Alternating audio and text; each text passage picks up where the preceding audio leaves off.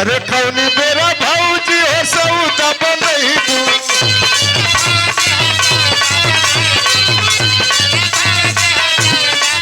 ए भैया ए चश्मा वाला भाई तनी तनी बगल में होगा तनी हमके देखे दो। देखा लड़ाई के मैदान में गुरु और चेला के संबंध टूट जाला। ठीक है तुहार सम्मान बाओ के हम मानतनी, लेकिन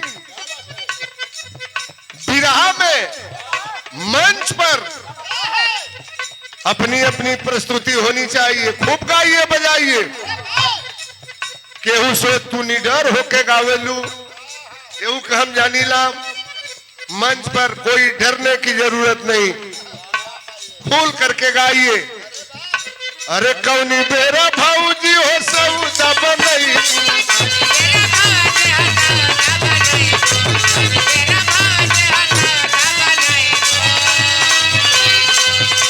अरे कौनी बेरा भौजी हो सऊदा बनई बुकी कौनी बेरा आई हो कौनी बेरा हमके दिए ते मुई बुकी कौनी बेरा।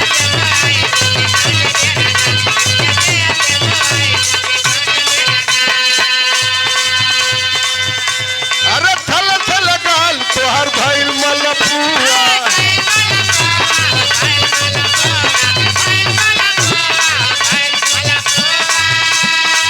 हो राजेश भैया। अरे मिसाला पर लागला मुलायम जैसे रुआ।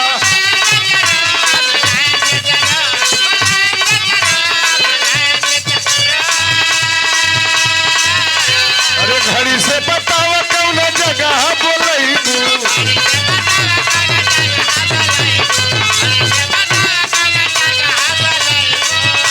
अरे घड़ी से बताओ कौन जगह बोलई बुकी कौनी बेरा ये कौनी बेरा मौजी लके हिलई बुकी कौनी बेरा।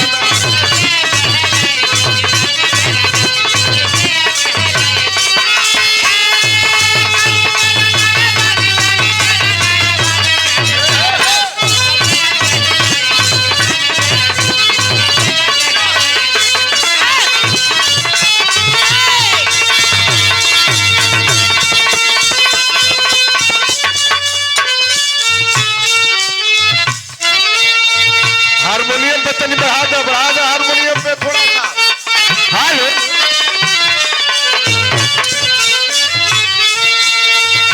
एक हाथ बना के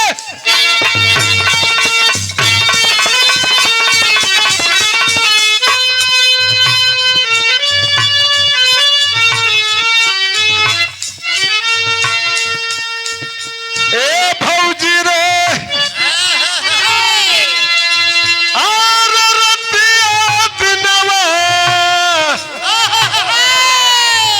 अरे दहिया मोर पीरात बा ए भौजी रे अरे रतिया दिनवा अब दहियो मोर पीरात बा।